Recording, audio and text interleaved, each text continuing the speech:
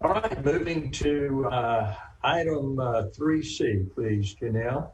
3C, presentation of current and future drainage plans. This was an item that I had talked with staff council about, and I'd like for staff to give a presentation, and they have put this together.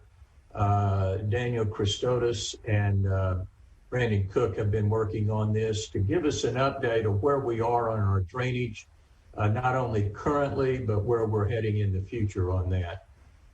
So I'm going to turn that over. I think, Daniel, you're going to give the presentation. Welcome. Yes, sir. Good morning, City Council. Is the audio clear? Can everyone hear me? Okay, good. Excellent. Good morning, City Council.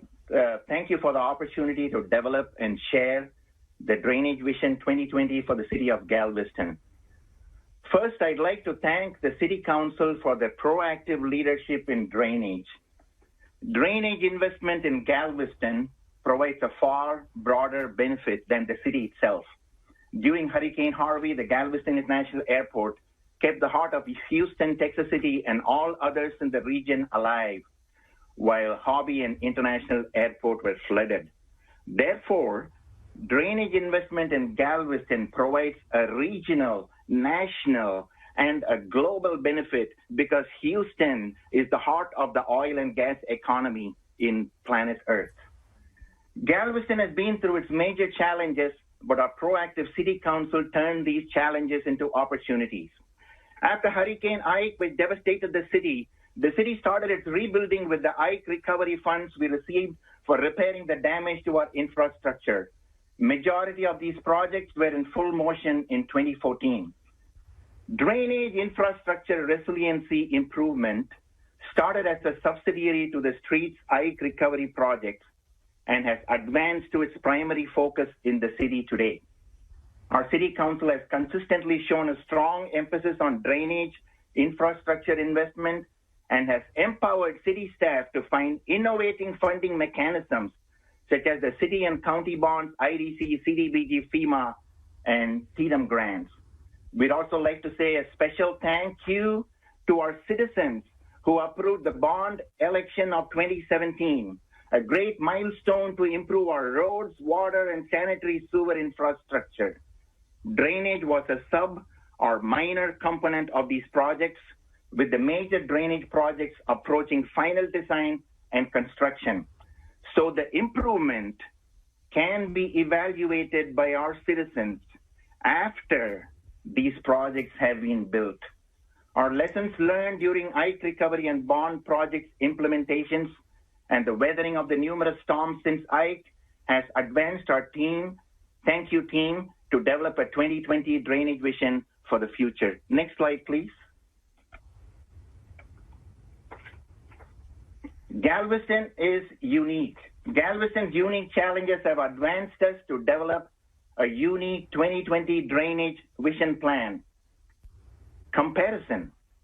Houston is only 3 times longer than Galveston, but has a tax base that is 100 times the size of Galveston for the same length that it spans. This means we have to provide roads, drainage, water, and sewer service for 1/3 the length of Houston with 100th the tax base of Houston. So where does the funding come for drainage? Let's look at service fees.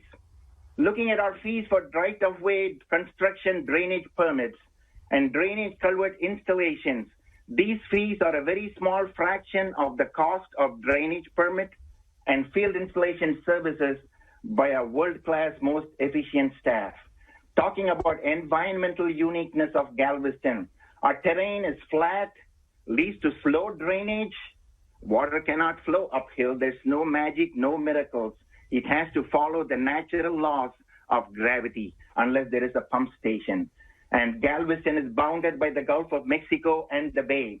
We are affected by high tides and storm surges and take the first hit from hurricanes and storms.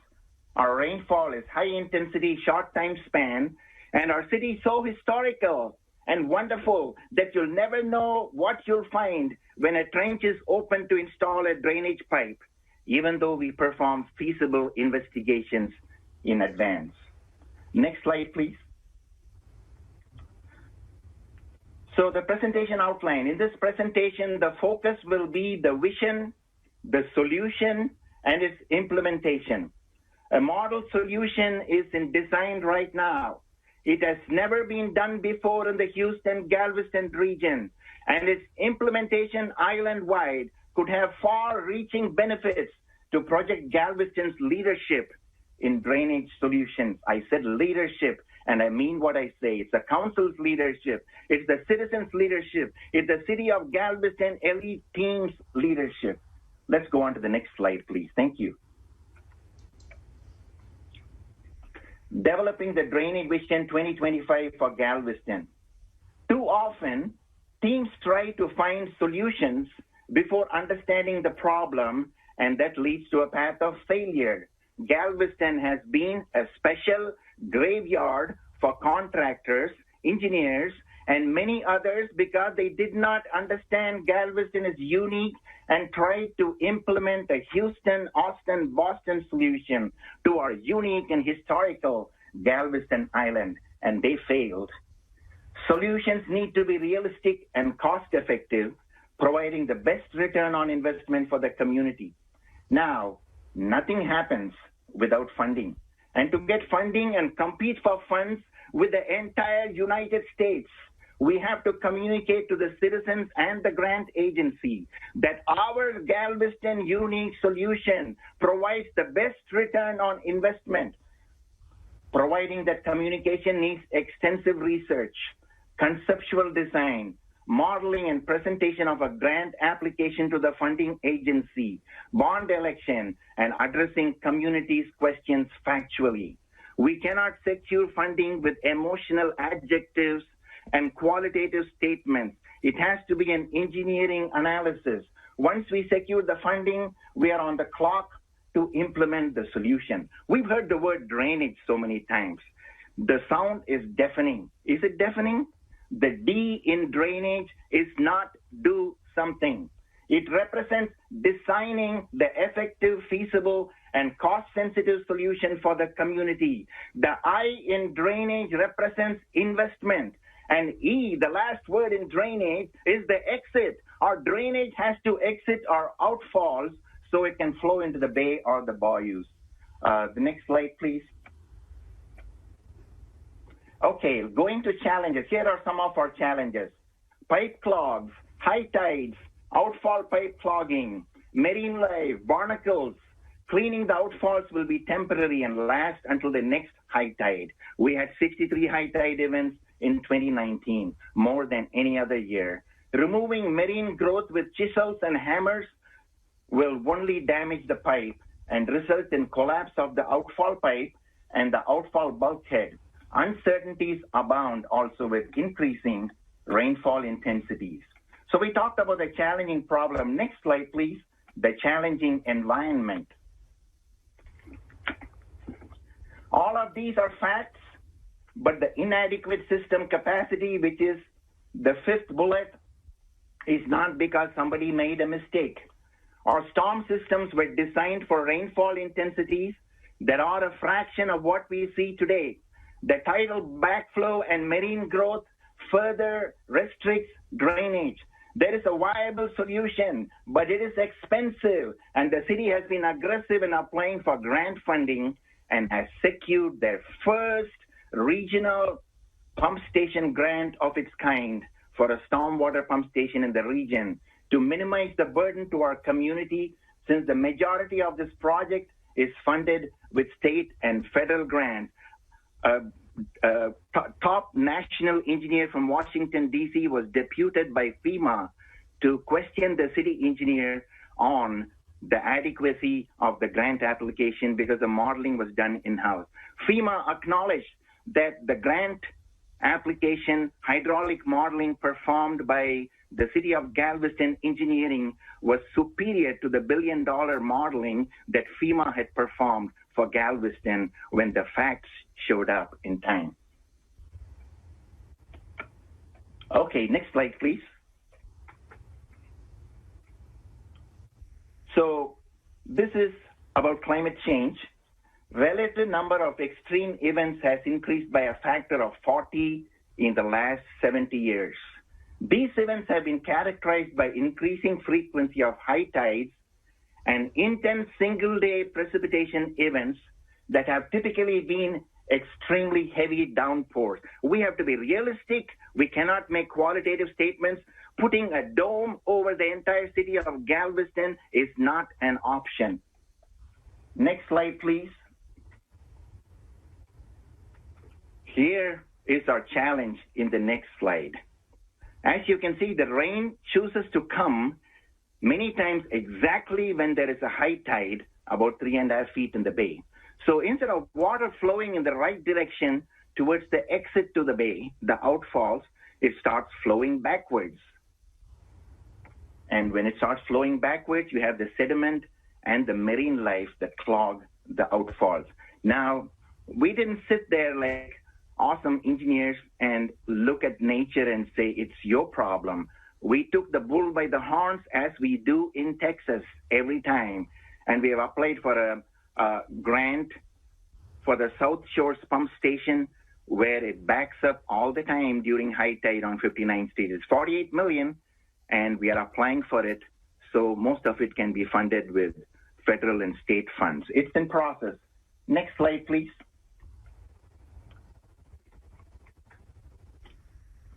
So we talk about pump stations. Are we making Galveston the guinea pig? By no means, sir. No means, ma'am. Both Texas City and Port Arthur have stormwater pump stations. Louisiana and Palm Beach have pump stations. Miami Beach have pump stations. Why didn't we do it so far? We are doing it now. So citizens, you should be proud of your city.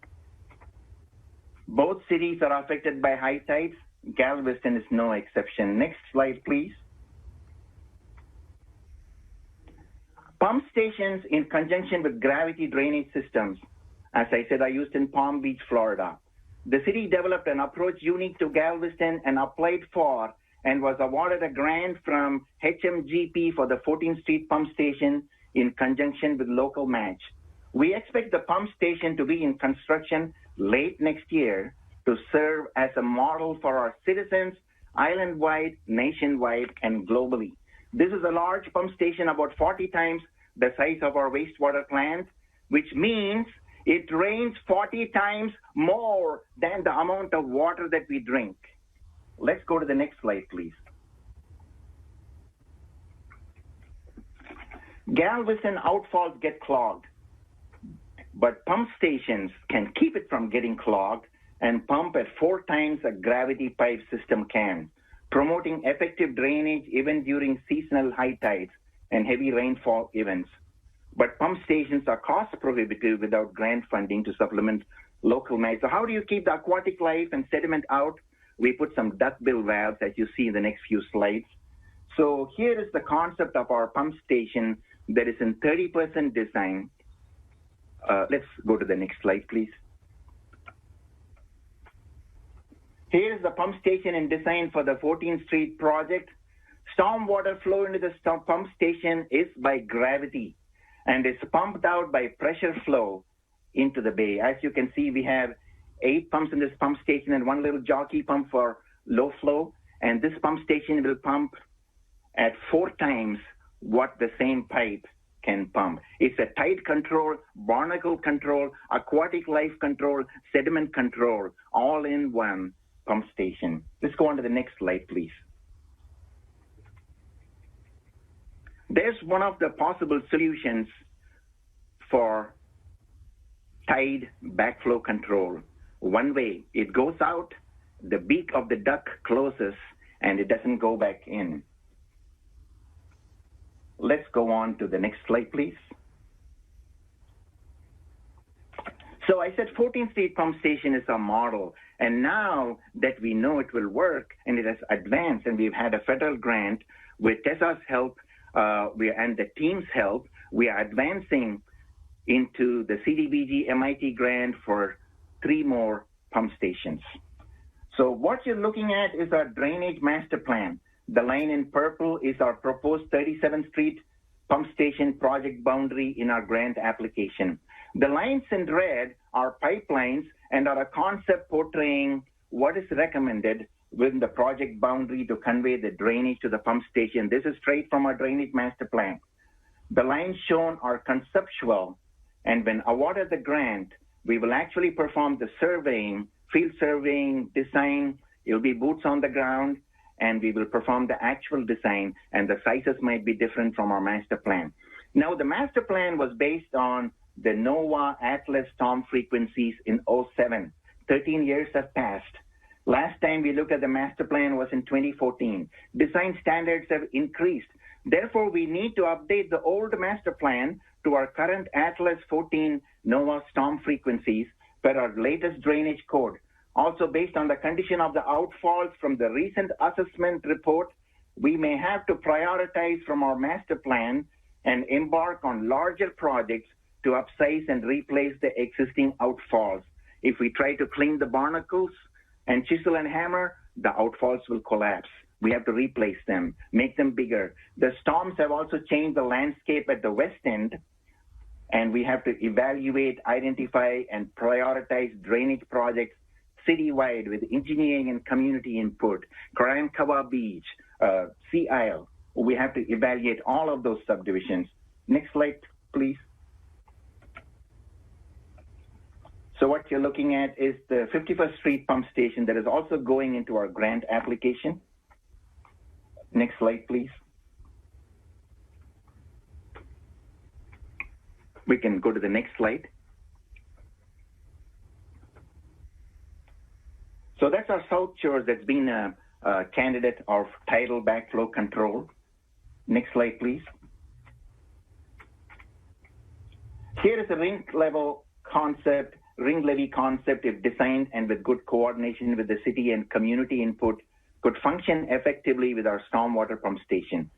Our pump station is being designed at the 1415th Street location in conjunction with the U.S. Army Corps permit for the outfall, and we have 3 other pump stations, the grant application that will also require this permit. Next slide, please.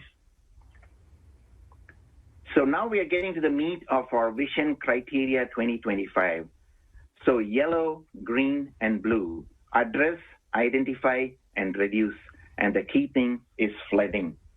But we just don't jump to solutions because a lot of people have died in Texas and all over the world because someone fell into a ditch and his brother jumped in and he died and 7 people followed. We don't do that thing with drainage, sir. Not like that, ma'am. We use engineering practice. We don't use qualitative statements. We quantify the problem. We find the problem and we fix it. That's why we are Texas. Let's go on to the next slide, please. So this is our Galveston Island-wide Vision 2025. So the first thing we're going to do in 2021 is we're going to take a look at our master plan, develop a new master plan that will attack the east end and the west end. Based on the master plan, we would come up with new projects that will benefit the east, the central, and the west end. And we will go to the citizens and ask for their feedback. And engineering analysis and community input is important. And this will be an integrated City of Galveston-wide list of projects that everyone needs. No, we are not going to plan on keeping the street dry because that would take trillions of dollars and has never been done in the world. What we are going to do is keep the water out of the garage. How? It'll be based on a 25-year storm where emergency vehicles can still travel in a 25-year storm, but the water will stay in the city right of way and not enter the garage. The key would be new pump stations, new outfalls, new backflow valves. Let's go on to the next slide, please. So the question is, Mr. Christodos, good slides. What did you do so far? You've been the city engineer for the last 6 years. Well, this is what we did. Right after Harvey, the city addressed the source of its resilience, the Drainage Criteria Manual. The city, which leads by example, implemented the new drainage criteria on its select drainage capital projects and the public works team, in conjunction with the proactive development community we always cherish, has been innovating low impact lid technologies to reduce the cost of service, which is already low, and also to reduce the cost of capital and economic development. Examples: the Oleander development, the storage facility on 67th and Stewart Road, several hotels on Seawall, cruise parking lots near Harborside have incorporated the low impact development concept to advance aesthetics, increase the permeable landscape, and address drainage capacity on site to reduce off-site street flooding. We have a vision, but we are also going to keep the problems from stopping our pathway towards the vision. So we are helping developers with innovative approach, things outside the envelope. Let's move on to the next slide, please.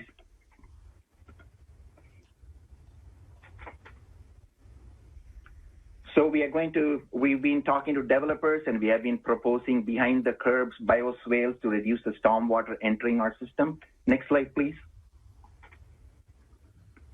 We are going to have some awesome aesthetical greenscape, stormwater planter boxes which provide detention. Next slide, please. So there's me in a fire truck pumping water onto the ground, and nothing runs off to the city roadway system. It all goes below ground. How is it possible, Mr. Christodos? Let's go on to the next slide.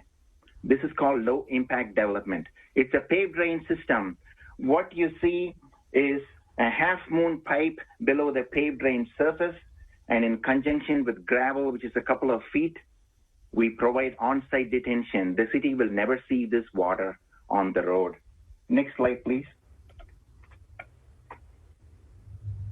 So here's our list of projects that we've done so far. I think we can reduce the, all the awesome team on this slide, so the last column would show up. But if not, I can do that too. So our city council and our team has focused on strategic drainage projects to provide the best benefit to our citizens. That is why careful planning after the completion of Ike roads and drainage projects led to the passing of the 2017 drainage bond election, which included two major drainage projects, 18th and Church. These primary drainage projects, 18 and Church, will be very effective during the typical heavy rainfall events and occasional high tides. The Church Street project will include the installation of a new 37th Street outfall and repair of the bulkhead, followed by pipe cleaning from the new outfall to the 37th and Church Street intersection. The 18th Street project will benefit a drainage area extending from 23rd Street to 17th Street. A diversion structure will be built to divert flow to the future 18th Street pump station, which we will apply for a grant, and if approved, that'll happen. We are in the process of identifying a good match. We also did the outfall study from the bond election, which was completed in 2019. Most of the outfalls were identified and found to be clogged with marine life, barnacles, and debris from tidal backflow, which was based on the study we performed. So future planning is in process for the outfalls. So let's go to the secondary drainage projects. These were not intended to be drainage projects on the left side. They were roads that were affected by Ike and roads from the regional road assessment. And since we also had utilities, water and sewer, the focus was to repair these roads and address water and sewer and also do some minor drainage. So these were not intended to be drainage projects. It's like you open the faucet and you plug the sink. Now, if you leave it and go watch TV, the sink is going to overflow. That's exactly what we did. We put some inlets and pipes and provided some detention, but we didn't take it all the way because we had a Vision 2025 coming up. And on the last column, which is actually hidden by me and my team, we have the first one, the future drainage projects is the last column. And the first one in the future drainage projects on the third column is the 2021 Drainage Master Plan and the 3 grant applications you just saw. So we didn't lose anything, 37th, 51st, and South Shores Pump Station. So let's look at some awesome photographs on the recent hurricane events that happened in Galveston and how are we going to address that reality. Next slide, please. This is 16th and Harborside, and that is in part going to be addressed by the 14th Street pump station, and 15th Street is going to have a pump station. There's a pipe running down the middle, a big box down the middle, and that's about $33 million. Next slide, please. This is around 19th Street, and the 18th Street project will have some benefits. Next slide, please. So this is our favorite. My kids love to go to Strand. They'd rather go to Strand than go to Disneyland. They love Strand. We have been busy with the CDBG MIT grants and have not defined boundaries to address the drainage in this area. We are just starting the process and will review our drainage master plan and recent hydraulic models and supplement it as needed to optimize the grant application focused on this area. This area will be covered in the BRIC grant. BRIC stands for Building Resilient Infrastructure for Communities. Downtown Galveston, you haven't been forgotten. You are in our heart. We are coming back. Next slide, please. The location of 19th and Mechanic, hopefully our police chief will take care of people like who drive in those trucks flushing water. And the project, 18th Street, will have indirect benefits to this location. Next slide, please. So why did we choose the 37th Street project, 37th and Harborside grant? We just didn't pull it out of a hat. There was engineering, there was analysis of history, recent storm events. We also analyzed our drainage master plan, and we came up with the 37th Street pump station. This is without the pump station. In the future, when we get the grant and build that pump station, I will compare this photo with the photo that we have with the pump station. Next slide, please. Again, on the next slide, you'll see 25th and Strand, our favorite spot. So this will be part of the BRIC grant in the future, and downtown, we will be addressing pretty much every location in downtown that is cost-effective and feasible and implementable. Next project, please. 19th and Broadway. This will also have benefits from the 18th Street project that will reach to this location. Now, the important thing that I didn't mention is the city has excellent relationship with TxDOT, the state, and our area engineer in TxDOT has been very helpful. We financed drainage studies on Broadway, starting from 16th Street all the way to 48th Street, and TxDOT funded the design and construction. TxDOT was acting as a dam. It's been lowered by a few inches, and now when they are done, water can go from the south to the north. We have some bridge blocks, and that is also going to help. So the next slide, please, and that will be the 51st Street grant application. Why did we choose it? We chose the 51st Street grant application, one of the reasons because of this photograph. One of the previous public works directors said Harvey was actually a 25-year storm for Galveston, and that fits our drainage criteria. We have a $78 million grant application for the 51st Street pump station that is in process. We reviewed the drainage master plan. Next slide, please. And this is also going to be part of the CDBG MIT grant that the team is helping us with. Next slide, please. This is at 50th and Broadway.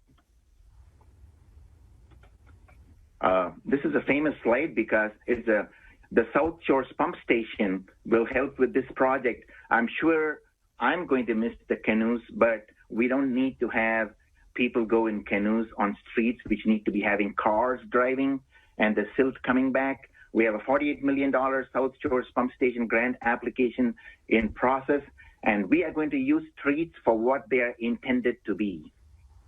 Let's go on to the next few slides, and that'll be the area for the 3 grant applications. There's a South Shore pump station grant application, and when you have Harborside and Broadway flooded, this is going to provide benefits, a 61st Street evacuation route for the entire city of Galveston. Next slide, please. 37th Street Pump Station extending benefits citywide. Now, what I forgot to mention is that hashed area that you see in all these slides is the project area in which we'll be installing pipes and pump stations, but the benefits will be citywide. Next slide, please. That's the 51st Street Pump Station, and that will provide 3 evacuation routes, the hashed area, which envelops the Island Community Center, our main hub for offsite evacuation, UTMB, Shoals International Airport. All of those will function, and we will have 3 major evacuation routes. Now, the last slide is the bridge pier that washed away in Vita. I don't know why I put it there, but I just thought we can understand the consequence of storms. But that's a slide for questions. Council, city manager, if you have any questions, I'll be happy to answer them. I also have Brandon and Tessa is on the line. So please, we appreciate questions or we'll be really heartbroken. Daniel, thank you very much. Great presentation and very, very detailed. I greatly appreciate it. I really appreciate you. You're welcome. I really appreciate your evaluation of drainage to not only be drains and outfalls and things like that, but to consider pervious surfaces and other things and trees and other landscaping approaches that helps throughout the island also. That's going to be, it's a multifactorial approach, I think, to drainage, and that's the way it's going to have to be here on the island. Council, any questions for Daniel? You're welcome. Yes, sir. Mr. Listowski? Yes, sir. Absolutely. Thank you, Daniel, for your presentation. You are, it was the most enthusiastic drainage presentation I've heard, so I know that we have the right person for the job. Thank you. This is the 2025, kind of master drainage plan. What is our timeline on actually getting some of this actually in the ground and actually up and functioning? Can you just give me a kind of a rundown on a timeline on when some of this stuff will happen? Yes, sir. The 3 pump stations in application, the 37th, 51st, and the South Shores Pump Station, I believe Tessa could correct me, but I believe the grant award will be notified sometime next year, probably in summer. And the 14th Street Pump Station is already in process. The drainage master plan is 2021 is already in our capital improvement budget, so we can do that in-house. The team would prefer doing it externally. Some of it has been done, and we'll be identifying projects from the drainage master plan. The 18th Street, as you know, 18th and Church Street is getting into construction. We should be well underway on those projects in the next few weeks. Broadway drainage is in process. And we also have a 35th Street project from Post Office to Broadway that is also going to be in process and a subcomponent. There are a few projects like the 37th Street project from Broadway to Seawall, and based on our enhanced knowledge now about drainage, we are trying to optimize it for the city of Galveston so we get the most benefit from drainage. Brandon, did I forget any other projects and timelines? No, I think you covered quite an array of them. Thank you. Okay, Mr. Listowski, did I answer your question?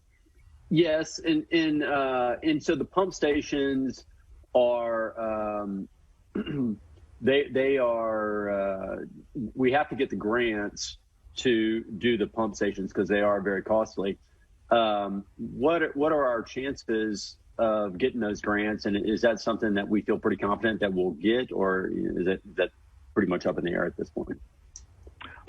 Actually, what we did is we tried our best to make sure that our engineering analysis and our equity is such that we will score about 65 on all of the 3 projects. I believe getting a score about 65 is a milestone, and very quantitatively, our awesome team has been helpful, and we have crossed 65 on all of these 3 projects, which puts them in consideration and evaluation for all 3 grants. We do have to compete with cities nationwide. but we have experiences from the 14th Street pump station, and our team is an awesome team. So we will meet the challenge head on and help the grant agency and John fund Paul, all three projects if feasible. and John Paul, more specifically, we've teed up 3 projects. We've got them in the pipeline.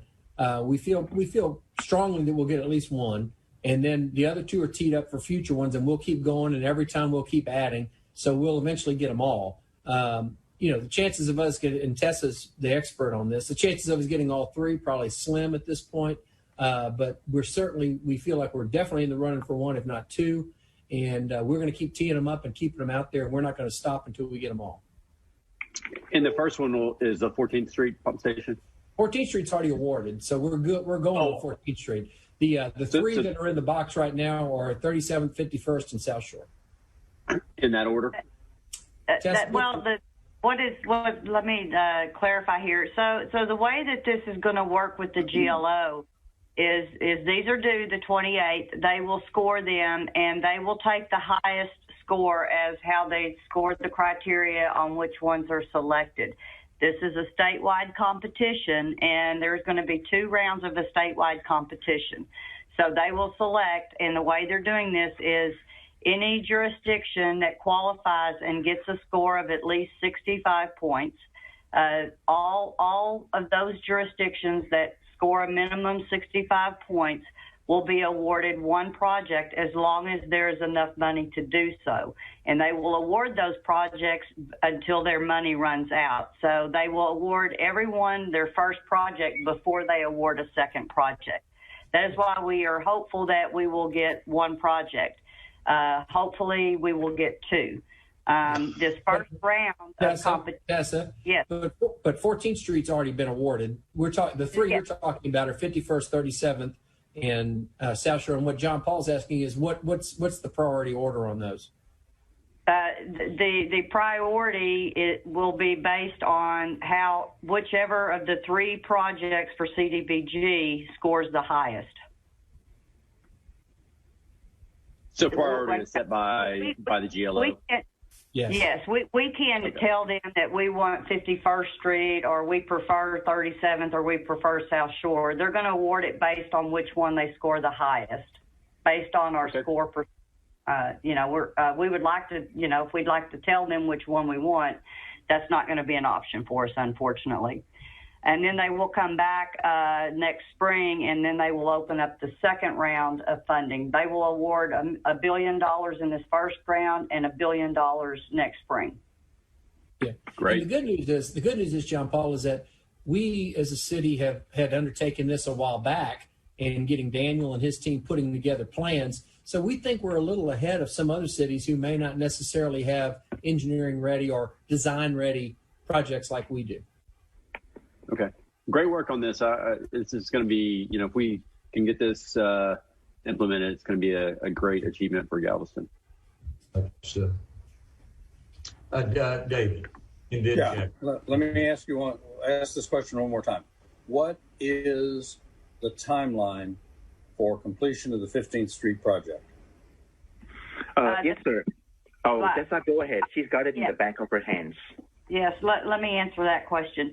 The engineering will be completed on the 15th Street pump station in late spring. Once that engineering is completed and the benefit cost analysis is completed, the engineering and cost analysis will be submitted back to FEMA, at which time FEMA will review that. And once they red stamp it and authorize phase 2, we will be awarded phase 2. That money is sitting there, but once the final approval is received back to the city, then we will be able to start with construction. So we estimate that once late next spring, that is turned back over to them, we will have 6 months. So late 2021, we could be in construction. Okay. Can you give me an update on the timeline for the 18th Street drainage project? Because several people have had this question. We've seen the activity, like Daniel referred to this, at 18th and Church, or 18th and I think it was 18th and Church, where Texas Gas is deepening the lines to prepare for the box drains to come through there. When do we anticipate start the start to digging on 18th Street? And are we starting at the north end moving south, south end moving north? We are going to start from the south end and move north. I'm sorry, start from the north end and move south. We want to start at the outfall. There is a little conflict with existing railroad track at the Port of Galveston, and the Port Chief Engineer, Jeffrey Thompson, has been very helpful. And they have some port plans that got just finalized, and it's in conflict, but it's a minor conflict. And once we have that worked through in the next couple of weeks, I think within the next 1 month, we should have some activity, mobilization. I have a feeling that actually turning dirt is going to be the first week of January. Okay, very good, very good. Thank you. Thank you, sir. Jackie? I wanted to commend you for your presentation. I liked it a lot, and it was quite informative. I also wanted to ask about the low impact things that you have there. The city is being asked to take care of an awful lot of water, both that comes from the sky and also from the bays and so forth. And so the more we can do to keep it from being in the system that we have to, or that the city has to deal with, the better off we are. What would it take? How do we, and this may be not only you all, but planning and development and city manager's office and so forth, to determine how do we move forward with, is it possible to move forward with implementing more of these low impact drainage solutions, both on public and private projects? Yes, ma'am. Galveston is so different from all the cities that I worked in. When I talk to the developers and explain concepts that would reduce cost for their development and also take care of the runoff, keep the development from flooding their development and the streets, they have been very open. I've talked to Jerome Karam, I've talked to the Patels, I've talked to the Gandhis, I've talked to pretty much everyone. Not a single person walked out of the meeting. And the key thing for the success is we being united internally as the team. So engineering and public works works very closely with planning and development team. We are kind of joined at the hip, and Tim Tegens and me, they see the inspiration and enthusiasm when Tim Tegens and Catherine Gorman and I explain to the developers the concepts of low impact development. And they see how united we are, and we explain it from a very technical perspective. And we give them cost numbers, and they go and do their own calculations and find out that it's more cost effective for them to do low impact development. And so we don't have difficulty in convincing the development community, because what we have found is most of our, almost all our developers are well educated. Some of them have PhDs, and this is like by far the most scientific development community that I've ever worked in. And when I say low impact development, oleander development, I didn't have to explain it to them. They explained it to me. So hats off to our developers.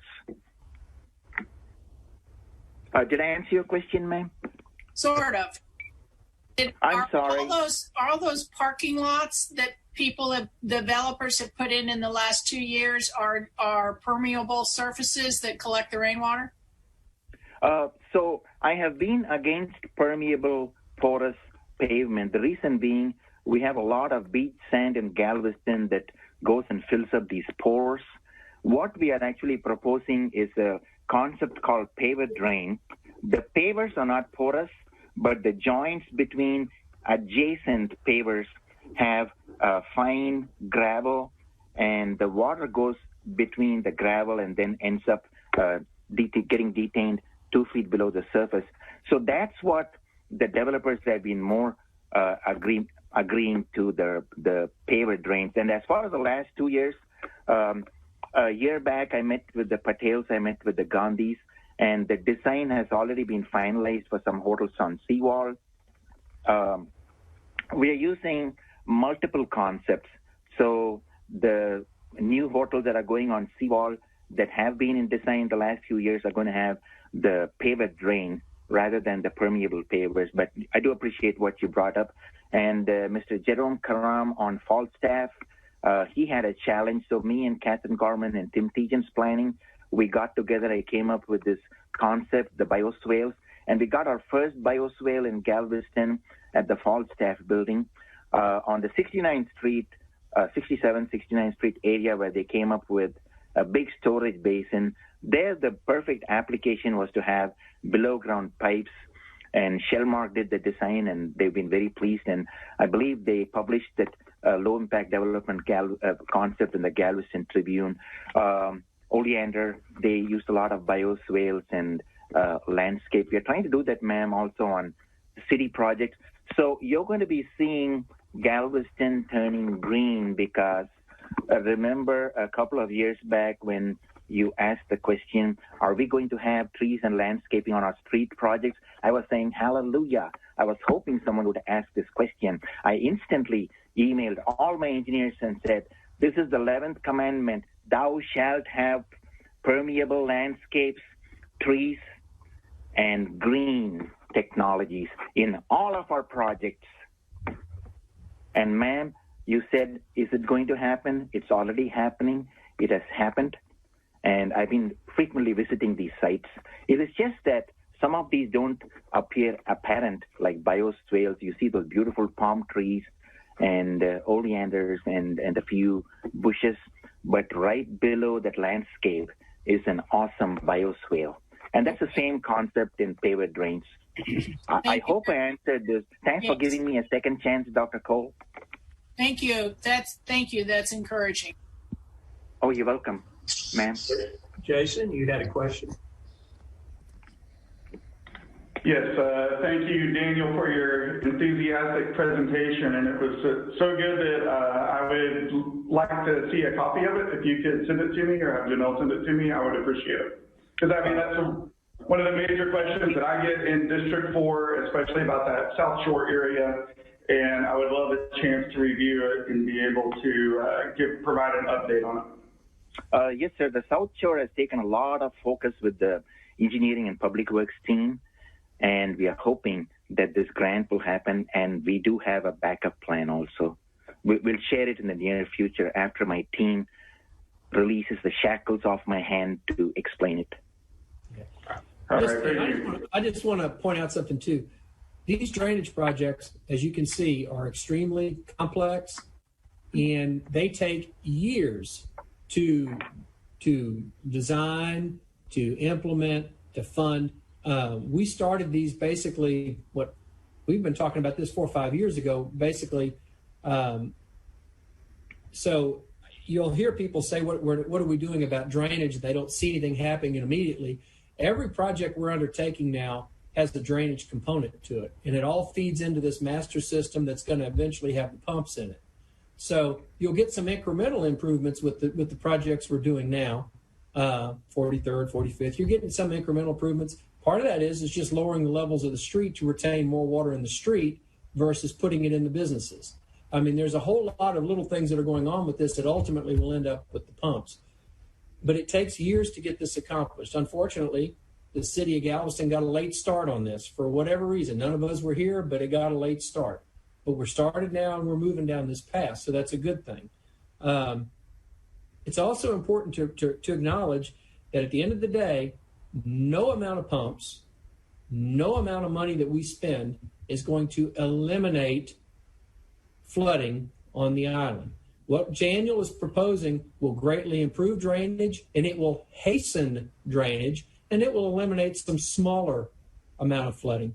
But you will never 100% eliminate flooding on an island like Galveston with our flat terrain and our system the way it is.